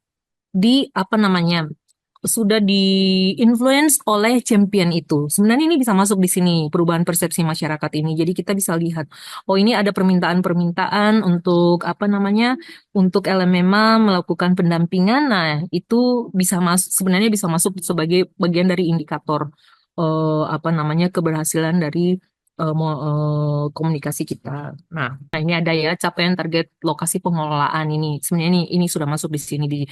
Lalu bagaimana LMMA berapa banyak citra organisasi di mata mitra. Ini lebih ke survei persepsi. Bagaimana mereka melihat kita, apa sih yang apa sih yang what should I say? Ya, lebih ke ya bagaimana persepsi mereka melihat eh, apa yang sudah dilakukan LMMA saat ini. Kalau menurut mereka LMMA itu apa ya? Oh enggak, organisasi akar rumput, apa organisasi advokasi, apa sih bagaimana persepsinya selama ini. Lalu juga mengintegrasikan capaian target lokasi ini dengan data di monitoring dan evaluasi sehingga kita bisa tahu nih sudah sejauh mana, karena di mail itu akan menyimpan berbagai macam data dari lapangan, termasuk juga cerita-cerita baik dari lapangan, lessons learned-nya, what works, what doesn't work. Jadi kita juga bisa belajar dari situ. Mungkin itu Kak Tika, Kak Sari, dan teman-teman dari LMMA yang bisa saya share pada sore hari ini. Sangat berharap bahwa ada masukan, sarannya dari Kak Tika maupun teman-teman. Terima kasih. Terima Terima kasih. kasih juga Kak. Kayaknya nggak ada yang perlu pelatihan kayaknya ini udah Udah pada ya. udah canggih banget Mbak Sari. Oke, ini aku amazed banget dari tadi dari kita baca hasil-hasil yang dikirim sama kawan-kawan tuh kayaknya ngelihat bahwa ini sebenarnya butuh kita nggak ya gitu. Oke, eh, yang pertama gitu. Ini udah tuh cukup jelas Cassandra. Cuman ya balik lagi karena kita ngomongin strategi, sesuatu yang distrategikan itu kan harus eh, perinci, harus detail dalam arti kalau ada yang miss dikit nanti kita yang kena bom. Ibaratnya gitu kalau kita lagi strategi perang. Nah, di tujuan komunikasi yang tadi Cassandra sudah sempat sampaikan, eh, itu sudah cukup jelas tujuan-tujuannya, bahkan sudah terbagi menjadi yang utama dan yang pendukung. Namun ya itu, kita balik lagi ke formatnya. Formatnya lebih baik ada format smartnya, bahwa itu spesifik dan bisa diukur sampai kapan. Jadi kita pun untuk bekerja, kita tahu nih sampai kapan ya batasannya ya. Eh, oh sampai segini itu berarti sudah oh segini saja hasilnya. Jadi itu bisa balik lagi masuk ke evaluasi. Nah, jadi misalnya kalau di sini kalau ngomongin tentang meningkatkan kesadaran, mungkin bisa dibilang bahwa kita mau meningkatkan kesadaran publik tentang ekosistem atau cara pengelolaan kelautan sebesar berapa persen di berapa kabupaten sampai misalnya akhir 2025 misalnya kayak gitu. Jadi kita tambahkan metrik yang konkret per tujuan prioritas. Tapi kalau di sini Cassandra sudah bagi jadi prioritas pendukungnya gitu. Sebenarnya kalau saya ngelihat itu sama aja kayak tadi Mas Aji, bahwa itu sebenarnya adalah actionnya itu udah jadi kayak action plan-nya. Jadi bisa kita meningkatkan kesadaran dengan cara apa? Oh, kita gerakan aksi kolektif dengan cara memberikan edukasi. Itu sebenarnya adalah apa yang dilakukannya. Jadi kalau ngomongin tujuannya ya yang di atas-atas itu sih gitu. Untuk tujuan ada tambahan, Mbak. Enggak sih. Oke, lalu untuk target audience ya. Target audience yang Cassandra sampaikan itu sudah menggambarkan kenapa kita perlu menargetkan target tersebut. Namun akan lebih baik jika memakai eh, apa ya, menggambarkan personanya. Personanya dalam arti gimana sih kebiasaan mereka gitu. Jadi dengan mengetahui kebiasaan mereka itu dan apa yang mereka suka, kita jadi tahu kanalnya seperti apa. Misalnya tadi Cassandra bilang mereka senang eh, divideokan dan melihat video yang ada merekanya. Itu itu bisa kita pakai bahwa oh oke, berarti kanal yang dekat dengan mereka dan bisa dibagikan bahkan di kalangan mereka itu misalnya melalui video. Atau misalnya mereka suka bernyanyi, gitu. Mungkin bisa dibikin jingle dari tadi tuh yang ikan, tentang ikan itu dapat ikan lebih banyak dan lebih baik. itu mungkin bisa jadi jingle dan mereka bisa menyanyikannya Iya, bersama ya. makanya menyanyi. Ya, Iya. Jadi, jadi kalau kita bisa ngelihat, oh itu kebiasaan-kebiasaan mereka, kita bisa melihat kanal-kanal apa sih yang akan membuat mereka jadi ingat gitu. Di situ Cassandra sudah jabarkan tentang memakai poster dan bisa kebayang misalnya poster itu dipasang di dekat-dekat kantor desa atau di dekat-dekat pelabuhan atau bahkan menjadi pajangan di kapal mereka. Nggak banyak hal sih yang bisa dilakukan. Lalu kayak misalnya tadi ini sudah jelas bahwa mereka kayak kanal yang dipilih adalah tatap muka langsung gitu karena kita tahu bahwa komunitas lokal lebih senang bahwa bisa berdiskusi, bertemu. Jadi maka kita pakai gayanya gaya tatap muka dan dengan poster-poster visual atau tadi bisa dengan video-video. Lalu misalnya pemerintah desa atau kabupaten mereka eh, lebih senang mengetahui cerita-cerita gitu, cerita-cerita dalam arti cerita-cerita yang berdampak ya Mbak ya. Bahwa ya tadi Mbak Cassandra sudah sampaikan, oh ternyata bisa ya begitu di sana. Oh ada itu ya di sana, itu bisa diangkat. Tapi eh, di target audiens nanti itu digambarkan persona-persona mereka sebenarnya kesukaan mereka apa sih. Pemakaian pemakaian digital media kayak Instagram, web dan segala macam itu bisa menjangkau em, target yang lebih luas ya untuk publiknya. Bahkan ya tadi Cassandra udah sampaikan bahkan sampai orang-orang yang di luar Indonesia. Itu udah baik sekali. Dan untuk monitoring ya itu mungkin evaluasi dan monitoring mungkin bisa ditambahkan kayak angka ya, angkanya misalnya jumlah materi komunikasi yang diproduksi dalam setahun ada 6 misalnya, atau ada jangkauan jangkauan media sosial dalam berapa bulan, berapa persen kurang lebih. Jadi sebenarnya itu adalah satu untuk memacu semangat kita bahwa oh kita belum nyampe sana, jadi kita harus gas terus misalnya kayak gitu. Kurang lebih itu sih kenapa perlu adanya sesuatu yang bisa di-measure, dihitung. Mbak Sari ada tambahan? mungkin ini apa di mana di tujuannya eh di tujuan ilmu ini kan kalau yang tadi itu kan traction meningkatkan visibilitasnya. Nah, kalau untuk di visibilitas di Papua sama Maluku mungkin udah ini kali ya. Itu untuk menjangkau lebih luas itu tetap dimasukin ini Iya, nggak sih Mbak? ya itu dalam materi konten ya biasanya ya. Mm-mm. Gimana sih memperkenalkan ILMMA di Si yang di masyarakat masyarakat luas. luas. Ya itu tadi, makanya di situ kan tadi ada edukasi segala macam itu adalah salah satu cara atau tools untuk menjangkau mereka bahwa ya mendapatkan knowledge lebih tentang daerah Indonesia Timur. Mm-mm. Itu menariknya. Mm-mm. Jingle-jingle itu ide juga yang bagus Mbak. Kalau misalnya Mbak Sandra mau. Iya kan pasti Cassandra suka nyanyi dong Cassandra. Iya, apa masyarakat sana kan suka Iya. nyanyi kan? Ya, orang Papua Maluku senang menyanyi. Tapi baru hari ini saya keklik gitu loh. Ketika bilang bikin jingle bawa ikan lebih besar, lebih dekat. Ih, lucu juga sih.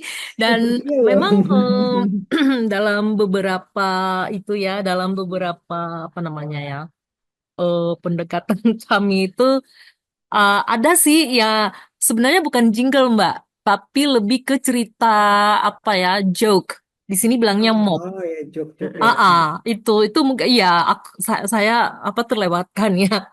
Kadang-kadang kan sudah banyak karena udah keseringan. Nah, itu kita Iya. selalu dengan itu, dengan cerita-cerita mob itu. Itu bisa bisa juga sih. Terima kasih banyak untuk sudah mengingatkan kembali dan Iya, itu mungkin juga itu ya. Sini belum masuk kayak gaya bahasa orang betul. Papua dan Maluku itu Betul. kan agak berbeda juga dari dan kadang sih banyak materi kita bukan cuma materi tapi pada saat memfasilitasi itu harus menggunakan bahasa daerah dengan apa dialek-dialek lokal gitu. Mungkin itu juga bisa masuk di dalam apa namanya di dalam dokumen komunikasi ini. bisa ya teman-teman bisa melihat dan mempertimbangkan. Ada sih beberapa Mbak yang memang kita menggunakan bahasa lokal karena memang itu lebih mudah untuk ditangkap oleh teman-teman di akar rumput di sini, khususnya di Papua ya. Ya, Ya, terima kasih. oke. Kasih juga Cassandra. Ada tambahan lagi atau mau ditanyakan lagi, Cassandra? Sebenarnya nih pertanyaannya banyak, tapi sebenarnya saya ingin membawa Katika dan Kak Sari ke sini aja. Kita susun deh strategi komunikasinya. Gimana, Mbak Sari? Ya, aku lagi mau mau mau apply dulu ke apa namanya Penabulu. Dibuka-buka rahasia. Baiklah, oke. Yang dari Karsa ya? Dari Karsa atau dari Yasiwa ya? Ya Siwa. Bu Kiki mau share atau Mas Afrizal? Saya dapat mengingat kita lebih baik foto bersama dulu. Jadi mumpung masih segar-segar. Oke, baik. Oke, aku hitung ya. 1, 2, 3. Sekali lagi mungkin boleh gaya andalannya teman-teman. 1, 2, 3. Baik, terima kasih Terima banyak. kasih. Terima kasih. Baik, ini Kak Afrizal atau Bu Kiki sudah mau sharing? Afrizal dulu deh. Mungkin dari Yasiwan nanti Linda, tapi Linda masih lagi sholat dulu. Oh, Oke, Bu. Baik, Kak Afrizal silahkan. bukan Rizal itu fotonya. Jadi. Kak Afrizal sudah siap sharing buat Karsa? Oke, kalau enggak kita ini dulu deh presentasi dulu sebentar ya. Jadi nanti kita selingin sama pembahasan dari Yasiwa dan juga dari Karsa. Ya, tadi kita sudah sempat review sebentar. Eh, Kalau secara general tadi bahwa kita ngomongin untuk tujuan masih belum semua menggunakan format yang kita sempat sebut bahwa tentang spesifik, measurable, achievable, dan relevan. Jadi ada time boundnya, sorry, ada kekurangan T-nya tuh di situ. Ada time sampai berapa lamanya. Jadi misalnya kalau kayak di Karsa, eh, di situ dijelaskan untuk meningkatkan kepercayaan publik dan donor gitu. Tapi kalau dibikin lebih detail dalam arti eh, di breakdown jadi smart, mungkin bisa ngomongnya bahwa membangun persepsi Karsa sebagai lembaga kredibel dan transparan dengan meningkatkan jumlah interaksi dari pemangku kepentingan sebesar 25% dan memperoleh 2 mitra atau donor baru dalam 12 bulan. Jadi di situ ada sesuatu yang bisa dihitung, ada time bound-nya. Dengan caranya didukung oleh peluncuran kampanye naratif dan laporan dampak yang terjadwal dan dicapai dalam periode 1 tahun. Atau misalnya kayak untuk Yasiwa gitu. Jadi dalam 6 bulan meningkatkan pemahaman dan partisipasi aktif minimal 70% masyarakat, pemuda dan tenaga pendidik di 5 desa sekitar Sui. Jadi ada berapa lamanya dan berapa yang mau dicapainya dan dengan caranya adalah yaitu edukasi, kampanye, dan kegiatan kolaboratif. Lalu yang kedua yang kita masih lihat belum ya masih sebenarnya masih perlu ditingkatkan lagi yaitu misalnya dalam target audiens ya Mbak Sari ya. Jadi di situ sudah dibagi audiensnya siapa aja, udah ditentuin Udah. bahkan siapa yang primary dan secondary, tetapi yang masih kurang adalah persona. Tadi Ya. persona itu ya salah satunya bahwa kita jadi tahu sih gimana cara ngomong sama mereka. Kita jadi tahu gaya bahasa apa yang digunakan dan media apa yang bisa dipakai. Oke. Nah, ini misalnya kita ambil contohnya misalnya masyarakat dampingan sebagai audiens. Peran kunci mereka adalah pelaku perubahan lokal. Jadi mereka adalah kunci utamanya gitu. Kanal-kanalnya apa sih gitu? Oh, mereka masih senang dengerin radio. Jadi kita bisa pakai radio. Atau sekarang adalah WhatsApp gitu. Jadi karena di mana-mana ada pertemuan pun lewat WhatsApp. Atau ya itu tadi poster-poster lokal atau misalnya tadi bahwa ada jokes-jokes yang dipakai untuk pengingat atau bahkan pakai lagu-lagu dengan pesan utamanya perubahan dimulai dari cerita dan aksi Anda. Jadi eh, kita punya message besarnya dalam arti key message, tetapi untuk setiap audiensnya kita punya pesan-pesan utamanya yang kecil-kecilnya. Jadi kalau kita ngomong sama masyarakat, kita ngomonginnya tentang itu ya, tentang Perubahan. perubahan. perubahan mereka. Perubahan mereka. Jadi perubahan itu bisa dilakukan dari mereka. Tapi kalau ke pemerintah, kita ngangkat bahwa ada loh Baik. isu yang perlu diperhatikan. Misalnya kayak gitu. Oke, next. Ya ini tadi bahwa tentang pesan kunci. Pesan kunci tadi kalau Cassandra udah ngomongin itu sebenarnya biasanya itu udah turunannya ya Mm-mm. tentang bawa ikan. Itu tuh sebenarnya turunannya dalam arti Gimana itu ya apa? tagline Iya, ya. tagline pesan. Tagline pesan yang memang diangkat. Tapi kalau pesan kunci itu lebih sesuatu yang membungkus message-message kecil tadi yang mau kita bawa ke kawan-kawan gitu, ke mitra atau ke masyarakat lokal. Maka, Jadi ada nama mm-mm. firmanya ya Mbak ya. Iya, jadi ada siapa yang ngelakuinnya. Siapa yang ngelakuin, ngelibatin siapa aja, ngapain, tujuannya. Ya, berikutnya, lalu untuk evaluasi dan monitoring.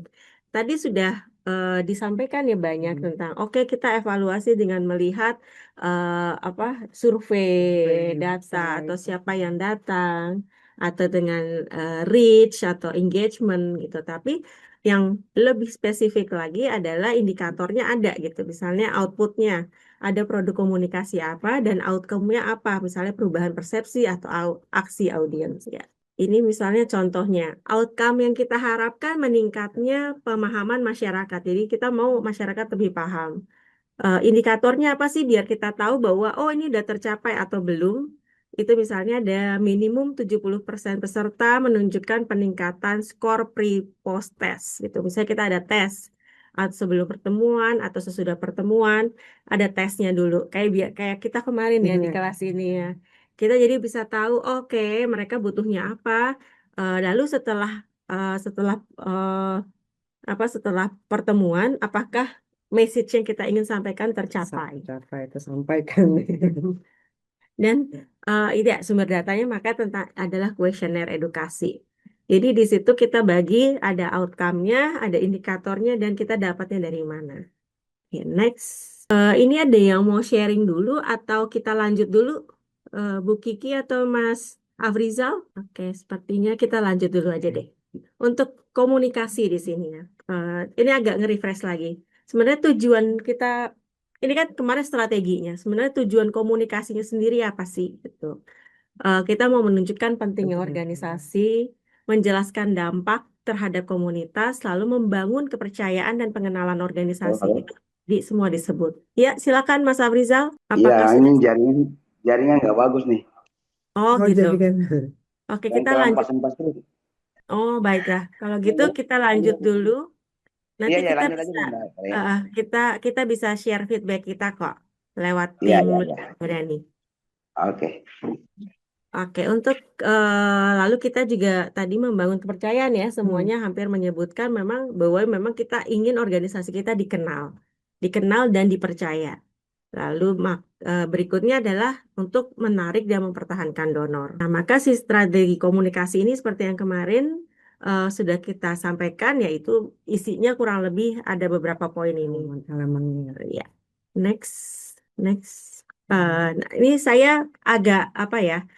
Sedikit pengingat aja tentang channel karena kemarin kita ngomongnya lebih cepat ya sekilas. Jadi di channel atau kanal ini kenapa kita perlu mengenali dulu persona target audience tadi.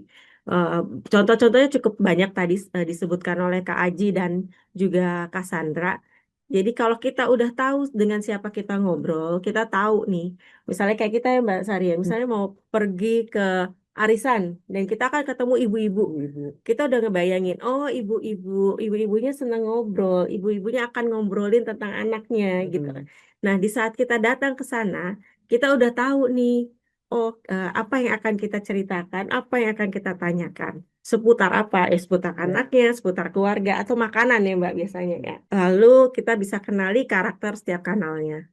Kenapa kita perlu mengenal karakter kanal ini ya karena aturannya beda-beda ya Mas Ari ya. Kayak Apalagi di TikTok ya. mm, Beda lagi dengan Instagram. Newsletter biasanya itu untuk kayak menyampaikan pelatihan atau ke event. jadi bahkan Instagram sendiri aja itu Iya. cepat banget Cepat, berubahnya ya, cepat banget berubahnya untuk karakternya atau untuk aturan-aturannya lah. Lalu kita juga berani ambil resiko ya.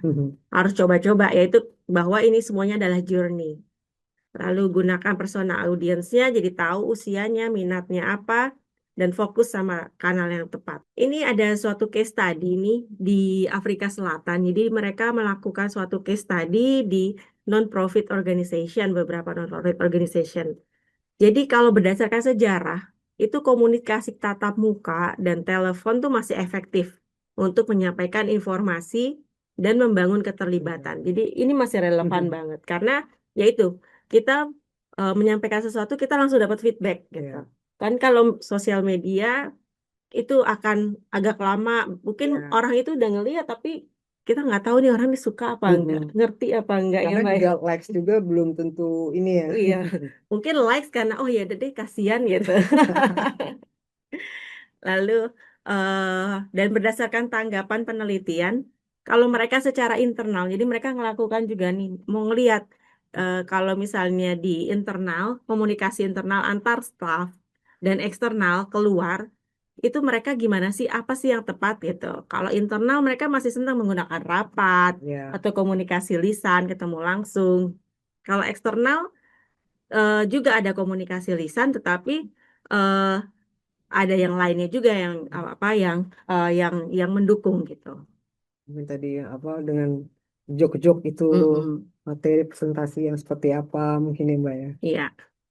Nah, ya itu tadi yang saya sampaikan bahwa keterbatasan di media sosial adalah sangat terbatas gitu dan cenderung satu arah, bukan dialog. Kadang-kadang dari dialog kita jadi bisa tahu juga secara langsung apa sih yang dibutuhkan.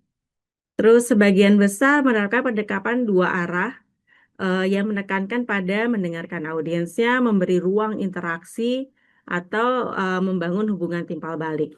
Ini pun kadang kalau kita lakukan di sosial media juga belum tentu langsung bisa dilakukan atau belum tentu langsung dapat feedbacknya ya. Nah, kalau kita ngelihat situasinya saat ini sedikit data ya. Jadi di tahun 2025 ini karena populasi dunia sekitar 8,20 miliar dan 67,9% itu memakai internet. Sementara di Indonesia itu sudah 74,6% adalah pengguna aktif internet. Dan juga untuk media sosialnya adalah 50,2. Dan mereka memakai waktu mereka rata-rata sehari 3 jam untuk menggunakan media sosial per hari. Jadi memang di sini kita ngelihat secara data media sosial itu banyak banget reach-nya, jangkauannya. Tetapi lagi-lagi kita harus balik lagi apakah itu sesuai gitu. Next, maka yaitu pemilihan channel, kita balikin lagi tujuan kita dan juga kita lihat siapa audiensnya. Ini action plan kita buat per bulan, yaitu next dengan topik, pesan, format. Tanggung jawab, kanal diskusi. Nah, ini merupakan contoh ICW, misalnya minggu ini, 2 minggu inilah ya mungkin ya, dengan temanya transparansi dana publik. Formatnya yang kontennya yang akan bentuknya itu seperti video animasi, infografik, dan frekuensinya 2 kali seminggu dengan kanal Instagram, Twitter, YouTube yang ini udah otomatis dipilih udah ngikutin persona, mengenal audiens. Nah, next slide. Nah, Hana Asa Indonesia ini juga kami pernah narasumber kami itu juga di mana di pesisir itu juga melakukan tatap muka untuk memberi pemahaman tentang asuransi dan investasi. Yang dilakukan juga formatnya itu diskusi dan mengunjungi warga. Ya karena nelayan ya Mbak ya. Karena nelayan. Berikutnya next slide. Monitoring dan evaluation indikator keberhasilan dilihat dari partisipasi, jangkauan, perubahan perilaku, kebijakan, dan sebagainya. Jangkauannya itu bisa tadi reach, impression, seperti di media sosial, atau kalau di tatap muka berapa orang yang hadir, berapa orang yang kita ketemui, keterlibatan, like, share, komentar. Nah, itu sama juga di tatap muka juga seperti itu. Siapa yang nanya ya? Siapa yang nanya, siapa yang habis pertemuan ini, oh saya jadi ini deh, saya aja deh buat kegiatan selanjutnya yang mimpin misalnya. Nah, perubahan persepsi melalui survei atau FGD seperti kuesioner, aksi nyata. Aksi nyata itu nggak kelihatan, sorry. Ya, aksi Donasi, apa donasi ya? donasi, pendaftaran sama petisi. Jadi sesuatu yang langsung diminta Ya, ya diminta dari hasil komunikasi itu. atau nggak yang mungkin dia ada potensi champion ya Mbak ya, bisa itu kan. Oke, besok saya yang ngajak-ngajak warga misalnya untuk berkumpul, untuk melakukan aktivitas, itu kan juga merupakan suatu perubahan ya Mbak ya. Ya. Suatu apa? Suatu nilai ukur. Nah, alat ukur yang digunakan jika di media sosial atau internet itu Instagram Insight yang bisa langsung kita dapetin dari Instagramnya, Facebook page, Google Form untuk survei, kuesioner untuk perubahan persepsi misalnya, terus Bitly tracking link engagement, ini untuk link-link seperti em, membuat kegiatan kali ya Mbak ya. Google Analytics, traffic website itu juga bisa secara gratis kita dapatkan. Nah, kalau untuk fundraising, campaign sosial, kita melihatnya dengan indikator konversi donasi dari kampanye story Instagram. Nah, di Kitabisa 40% donasi itu datang dari story. Jadi di story kan Jadi biasanya story, ada yang klik langsung atau apa ya yang membawa kita langsung ya, ke landing page atau ke rekening atau cerita tentang mereka dan langsung ada Iya. rekeningnya apa gitu, actionnya. Nah, tindak lanjutnya fokus pada storytelling pendek di konten. Ya, uh, itu kalau digital content creator itu udah ngomongnya cepet. Nah, mungkin pakai script dulu itu ya mereka ya. Jadi harus cepat karena kan sekarang juga orang bosan ininya gitu. Bosan. Terus ini contoh untuk strategi singkat lah strategi ya. singkat. Misalnya ada rumah baca pelangi, dia tujuannya adalah meningkatkan kesadaran orang tua tentang pentingnya membaca. Maka audiens utamanya itu orang tua di komunitas dampingan. Pesannya adalah buku adalah jendela masa depan anak. Kanal-kanalnya misalnya WhatsApp group atau event sekolah dengan indikatornya adalah jadi mereka adalah lembaga yang meminjamkan buku. Jadi di situ dilihatnya adalah jumlah buku yang dipinjam naik jadi 30%. Nah, ini kami ambil contoh dari konsorsium TB. Jadi mereka membuat ini dia lebih spesifik ke tujuan untuk bukan tujuan untuk program, dia lebih ke tujuan kegiatan ya. Mempromosikan perilaku positif sehat dengan pemberdayaan anak muda kepada individu dan masyarakat DKI, Jakarta, dan Jawa Barat. Nah, audiensnya itu siapa? Ya, penduduk di 30 kota kabupaten di DKI Jakarta. Pesannya Stop TBC, sehat bersama. Kanalnya pun tatap muka, produknya yang digunakan buku saku, pamflet, dan video animasi. Indikatornya karena tujuannya melibatkan pemberdayaan anak muda, jadi 70 ini berapa nih jumlah 7 anak muda yang mengedukasi kepada warga lokal. Itu sekitar 70 orang menjangkau 784 warga dengan 90 kegiatan. Nah, ini kurang kalau nggak salah di dalam 6 bulan. Ini kurang, saya kurang masukin jangka waktunya. Nah, terus next. Oke, apa tantangan kita dalam mengimplementasikan strategi? Yang kedua, bagaimana mengukur komunikasi dengan sumber daya terbatas. Dan ketiga, bagaimana menjaga konsistensi konten. Ketiganya penting. Oke, jadi yang kayak kita kemarin sempat mention bahwa strategi komunikasi adalah soal journey. Jadi kalau the journey of 1,000 miles itu begins with a single step. Jadi hari ini atau seminggu ini adalah step pertama yang kawan-kawan udah lakuin buat menuju ke strategi komunikasi organisasi. Jadi silakan next kita komunikasi pakai strategi. Itu dari kami, mungkin ada dari Yasiwa ataupun dari Hasta ya. Oh, udah. Oh, tepuk tangan bukan angkat tangan ya. Oh, Oke, mungkin ada dari Mas Afrizal atau eh, Bu Kiki. Bu Kiki masih ada kah? Oh, masih. Boleh Kak dari Yasiwa. Linda, Oke, ya Kak Linda, Linda ya. Kak Linda silahkan. Ayonya Kak Fahira Kak, atau saya yang share? Oke, silahkan. Oke. Terima kasih Kak Sika dan Kak Sari. Ini bersama dengan Bu Kiki mengerjakannya dan ada beberapa contekan-contekan dari Mbah Google dan AI.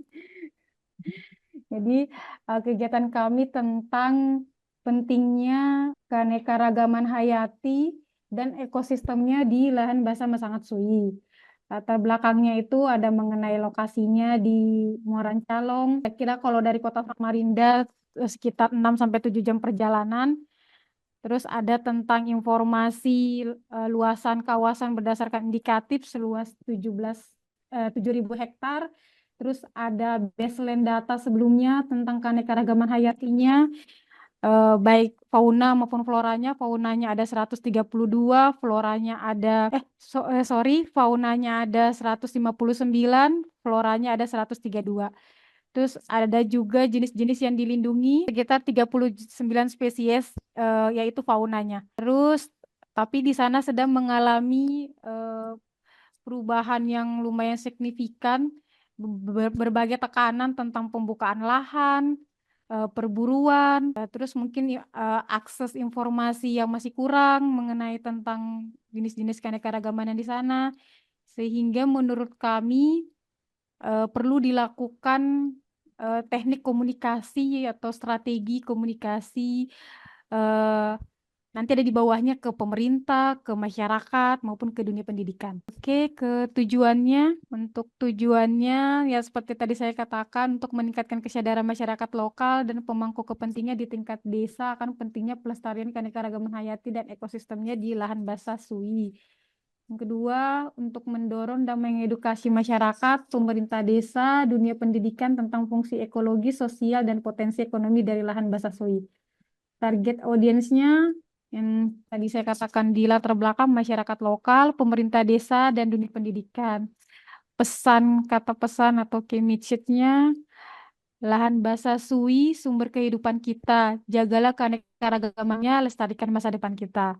Yang kedua, setiap tindakan kecil akan berdampak besar bagi kelestarian ekosistem Sui. Channel dan media ini berdasarkan pengalaman yang pernah kami lakukan, penyuluhan atau kampanye atau sosialisasi, pemasangan spanduk, pameran lingkungan atau kemah, media sosial bisa FB, EIG, mungkin TikTok atau yang terus ada poster, website. Nah, ini adalah action plan, rencana yang akan dilakukan kurang lebih 1 tahun. Bulan pertama mungkin aktivitasnya sosialisasi, pelaksananya Yasiwa, targetnya tadi 3 item itu masyarakat, pemerintah, dan pendidikan, dunia pendidikan. Bulan kedua atau ketiga pemasangan spanduk, pelatihan, dan mengisi tentang media sosialnya tadi. Pelaksana Yasiwa, masyarakat lebih luas targetnya. Bulan keempat dan kelima mungkin ada lomba dari skema lingkungan tadi dan ada penanaman pohon.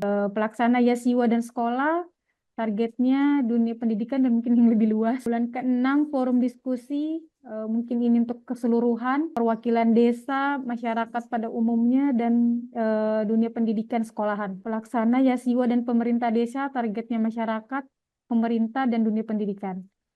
Di bawah terakhir adalah monitoring dan evaluasi.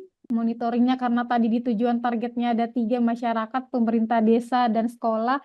Jadi saya membagi 3 juga. Indikator untuk masyarakatnya, jumlah peserta sosialisasi terwakili di setiap unsur masyarakat terpenuhi sekitar 75%. Maksud saya terwakili ini seperti RT, PKK, mungkin maksudnya seperti itu, Karang Taruna atau lembaga-lembaga kepemudaan. Metodenya pretest, survei, dan kuesioner, observasi lapangan. Tantangannya, rasa kepedulian dan akses terbatas. Untuk pemerintah desa, indikatornya dukungan kebijakan dan anggaran tentang aksi lingkungan. Metodenya FGD. Tantangannya belum ada dukungan anggaran tetap. Biasanya untuk selama ini kadang satu kegiatan aja itu selama beberapa periode. Lanjut untuk dunia pendidikan atau sekolahan, sekolah mengadopsi kurikulum ekosistem. Yang kedua, pemahaman siswa dan guru meningkat. Ini wawancara dan pre atau post test, tantangannya guru butuh modul tambahan dan peningkatan kapasitas. Evaluasinya terdiri 3 juga, ada masyarakat, pemerintah, dan dunia pendidikan. Indikatornya tingkat partisipasi meningkat, perubahan perilaku, alat ukur, ada survei, wawancara, dan observasi. Untuk pemerintah desa, indikatornya komitmen anggaran, kebijakan yang dihasilkan, rencana aksi lingkungan, alat ukurnya wawancara dan FGD. Dunia pendidikan, indikatornya pengetahuan sebelum dan sesudah edukasi, inisiatif lingkungan sekolah, terus jumlah guru yang mengintegrasikan topik ke dalam pelajaran. Alat ukurnya pre dan post test dan FGD. Mungkin demikian Kak Tika dan Kak Sari. Oke, Terima makasih. kasih. Dari Ya, aku. ya. Dari Mas Ari dulu. Oke, kalau yang kami lihat tadi target tujuannya meningkatkan kesadaran masyarakat lokal dan pemangku kepentingan di tingkat desa. Berarti ini masih tetap tematik gitu ya, maksudnya belum ke tujuan ke masyarakat luas kali ya Kak Linda ya. Ya, karena target utamanya Targetnya masyarakat masyarakatnya lokal. itu ya, karena masyarakat lokal ya. Terus soal key message, kalau sama ini masih dalam bentuk seperti tagline. Kalau key message itu biasanya ada siapanya, apa yang dilakukan ya, terus mau Bagaimana? bagaimana dan dengan cara seperti apa, seperti itu. Mungkin nanti kita bisa kasih masukan ya Mbak ya. Nah, terus channel dan media penyuluhan, oke itu tuh oke, masuknya dari penyuluhan, kampanye, pemasangan spanduk. Pemasangan spanduk itu berarti untuk segala pelatihan atau kampanye gitu kali Linda. Eh, biasanya sih kami pemasangan spanduknya itu tentang dilarang berburu atau gambar foto-foto Oh, binatangnya seperti itu, iya. Kak Sari. Poster pun juga begitu ya. Iya, karena kalau poster dia lebih, kalau yang spanduk mewakili beberapa aja, kalau poster biasanya lebih banyak kami jenis-jenis satuannya yang ditampilkan fotonya hasil dari survei lapangan. Hmm. Hmm. Nah, terus untuk action plan-nya, target audience, oh ya, target audience sama seperti kita tadi Mbak ya, masyarakat lokal, mungkin dengan uh, kebiasaan kayak misalnya di Papua, mereka suka bicara dengan jokes-jokes, mungkin di Kalimantan mungkin dengan apa ya di Kalimantan ya, mungkin dengan uh, bahasa lontaran-lontarannya, bahasa bahasa lokal lah. Pemerintah desa ini berarti juga tidak belum mendorong ke advokasi ya, tapi ke pendidikan. Nah, untuk aktivitas komunikasi mungkin perlu diperjelas bulan pertama sosialisasi tentang apa, mungkin untuk sosialisasi pengenalan, sosialisasi siswanya atau sosialisasi Kegiatan. kegiatan, pemasangan spanduk. Dan ini juga mungkin pemasangan spanduk ada dalam kegiatan, misalnya kayak target gitu ya Mbak ya. Target untuk kampanye, pelatihan, terus, nah dia langsung aktivasi kami komunikasi. Oke, oke sih nggak apa-apa lomba, penanaman pohon, forum diskusi, oke oke, oke aja ini. Dan ini, nah monitoring udah bagus ya kalau aku bilang ya. Iya. Maksudnya udah jumlah peserta sosialisasi terpenuhi sekitar 75%. Terus indikatornya inisiatif warga untuk patroli. Metodenya juga oke. Pemerintah desa dukungan kebijakan dan anggaran tentang aksi. Tantangannya belum ada dukungan anggaran tetap. Oke, guru butuh modul tambahan dan peningkatan kapasitas. Berarti membuat pelatihan modul. Oke. Oke sih ya. Udah ini. Iya, aku tambahin ya berapa ya. Jadi tadi balik lagi soal tujuan. Tujuan sesuatu yang bisa diukur. Ini boleh besarnya ini oke. Tapi lagi balik lagi ini spesifik dan bisa diukur. Kayak misalnya dalam 6 bulan ada 75% masyarakat sudah tidak eh, 75% masyarakat sudah tidak lagi mengambil ikan dengan cara-cara yang tidak aman misalnya kayak gitu. Atau misalnya dalam 6 bulan ada pelatihan di 5 sekolah gitu, pelatihan untuk masyarakat dan guru di 5 sekolah di sekitar SUI misalnya. Jadi ada tempatnya, ada pengukuran spesifiknya, ya lagi-lagi buat kita tahu batasan kita sampai mana. Target audience itu sudah dituliskan, tetapi lagi kalau kita tak kenal maka tak sayang, maka ya kita tulis lagi juga personanya gitu. Personanya masyarakat desa sana kayak apa sih? Mereka senang ritual, misalnya ada ritual-ritual di sungai. Oh, mereka selalu melakukan ritual setiap bulan apa. Itu kita bisa pakai sebagai bantuan alat komunikasi kita juga. Lalu misalnya guru gitu. Ini gurunya yang kayak apa? Oh, guru yang sangat peduli sama lingkungan. Guru yang yang sudah lama tinggal di situ atau guru pendatang. Yang kayak gitu-gitu itu bisa jadi apa ya? Panduan kita Panduan. bagaimana sih cara ngomong sama orang tersebut. Dan program juga ya, bagaimana Mm-mm. kelanjutannya, kerjasamanya gimana. Iya, dan juga eh, target audiens ini akan lebih baik jika ada primary secondary tadi dibagi kayak tadi Kak Sandra dan Kak Aji juga bagi bahwa ada yang utamanya siapa, secondary-nya siapa. Kalau di sini tentu karena adalah pemain lokal atau pemain masyarakat lokal adalah pemain utamanya, jadi target utamanya adalah masyarakat lokal. Lalu pemerintah desa tadi kalau belajar dari pengalaman Kak Sandra adalah pendukungnya. Jadi kalau mereka memberi dukungan dengan aturan-aturan, itu semuanya bisa berjalan dengan baik. Lalu ada dari pendidikan. Pendidikan siapa dia? Apakah itu guru? Apakah itu siswa? Atau siswa Mm-mm. ya. Atau sampai ke orang tua muridnya. Karena kalau sekarang itu udah jadi kayak muatan lokal ya tentang apa tentang pendidikan lingkungan udah masuk dalam kurikulum. Lalu saluran komunikasi yang dipakai udah cukup menarik di situ. Tapi seingat saya eh, di Muara Ancalong dulu ada radio lokal ya Kak Linda ya. Nah, di Bisa situ dipakai ya. itu bisa dipakai karena mereka masih mempunyai kebiasaan untuk mendengarkan radio. Lalu ya itu tadi dengan kita tahu siapa orangnya atau personanya, target audience itu bagaimana, kita bisa tahu eh, channel apa yang akan dipakai dan lebih cocoknya gimana dan juga akhirnya jadi message-nya gimana, pesannya bagaimana.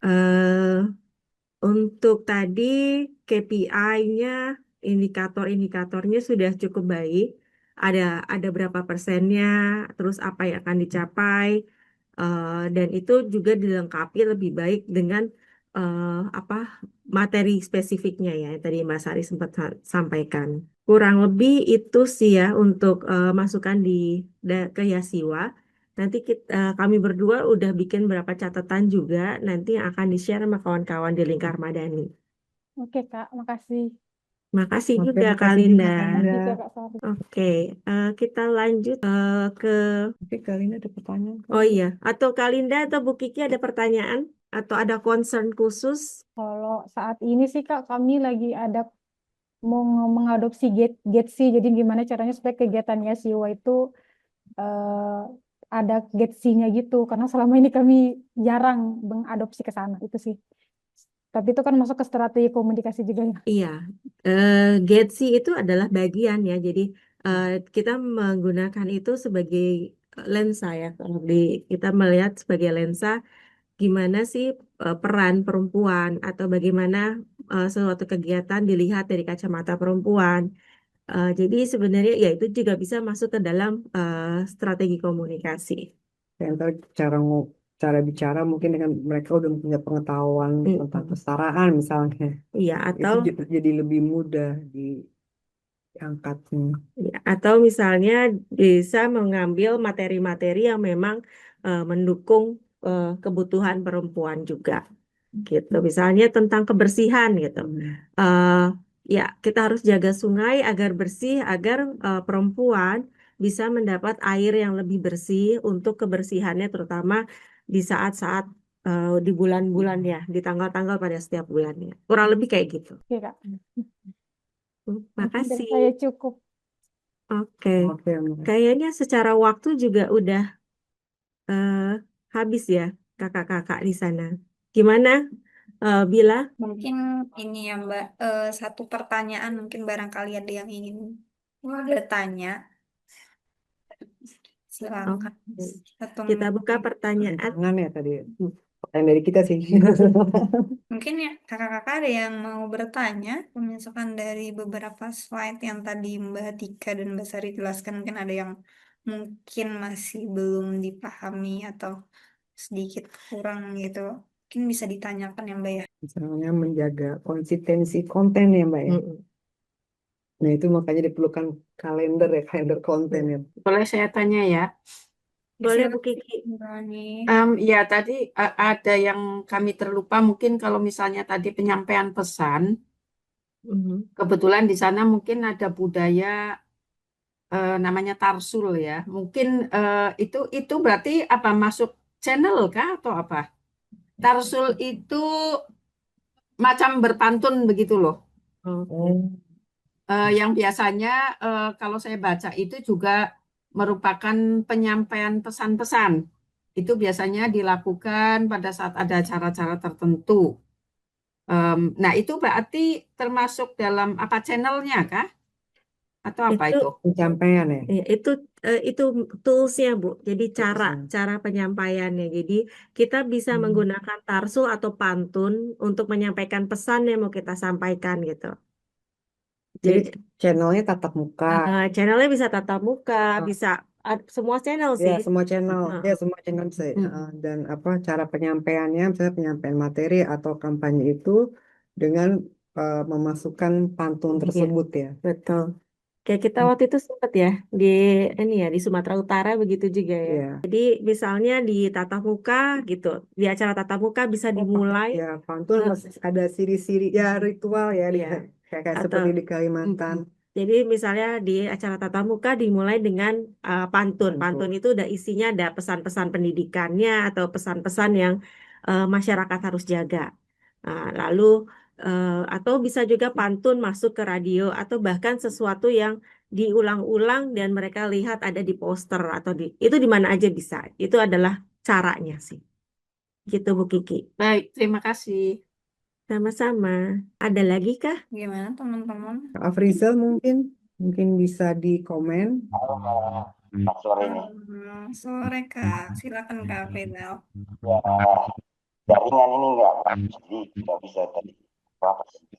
Tapi yang paling baik yang pasti dari apa namanya yang dari teman-teman tadi itu yang luar biasa. Kalau kami belum sampai ke situ, sehingga Starcom 1 aja yang saya bisa isi kemarin itu semalam. Cuma karena kita belum sampai ke strategi, karena ya komnya di rata-rata di NGO apa di NGO lokal itu dia merekam program sehingga dia belum punya kemandirian sendiri gitu. Sehingga kalau mau seperti yang tadi lembaga NMA itu memang dia memang fokusnya ke situ. Dan itu juga butuh kapasitas. Kalau saya sendiri kalau di kartu ya saya sendiri aja kerja dari teman bantuan untuk bikin bisa. Jadi luar biasa ini apa namanya ini ya, kegiatan kalau bisa ditingkatkan lagi kegiatan dari Lingkar Ramadhani tentang bagaimana strategi karena memang setiap lembaga pasti berbeda dan audiensnya juga pasti berbeda dan sesuai dengan program kalau kan ada 5 portfolio itu aja agak susah jadi Bilang. Bagaimana Kak Frizal? Atau nggak diketik aja kali ya, bisa diketik di komen mungkin. Kak Afrizal nggak usah merasa berkecil hati sih sebenarnya kalau menurut saya. Bahwa ya tadi saya sampaikan bahwa the journey of 1,000 miles begins with a single step. Jadi segala sesuatu dimulai dari langkah pertama. Yang Kak Afrizal kirimkan ke kami itu sudah suatu langkah pertama dan kami bisa dapat bayangan tentang Karsa gimana. Jadi kita juga udah ada ini ya input buat Karsa. Jadi nanti bisa dilihat dan nanti bisa dipelajari jika memang ada pertanyaan bisa lewat kawan-kawan di LM nanti. Gitu sih, gitu Bila. Oke, baik. Mungkin teman-teman kita cukupkan ya. pelatihan kita hari ini. Nah, sebelum aku tutup, mungkin ada closing statement dari Mbak Sari dan Mbak Tika nih. Siapa duluan? Mau Mbak Sari atau Mbak Tika? Closing statementnya apa ya? Maju terus. Emang semua itu ada tantangannya sih. Tantangannya itu menarik ya kalau menurut aku ya. Dalam strategi komunikasi itu kita justru jadi kayak menambah luas. Apalagi kalau misalnya tantangan kayak misalnya kayak tadi kayak Mas Aji bilang, duh gimana nih gue mendapatkan data segala macam. Wah itu juga tantangan yang menarik gitu. Tapi jangan jangan apa ya, kayak Jangan jangan putus. berhenti, jangan putus, pokoknya kejar terus. Seperti bakso kayak mungkin misalnya atau apa gitu lah pokoknya. Ada komitmen Iya. sebelumnya, ya kalau itu secara formal. Ya pokoknya maju terus sih, karena perjalanan tidak pernah berhenti. Terima kasih. Terima Oke. kasih Mbak Sari. Mbak Tika silakan. Ya dari aku sih cuma satu aja sih, maju terus pantang mundur. Jadi nggak ada yang bisa berhentiin kita, terutama dari komunikasi ini udah pasti akan membantu jalannya organisasi juga. Jadi tetap semangat, kita juga di sini semangat. Jadi kita selalu juga semangat buat mengulik kembali, merubah lagi strategi komunikasi kami di sini. Eh, jadi maju terus, semangat. Terima kasih banyak Mbak Sari, Mbak Tika atas pemaparan dan insight-nya.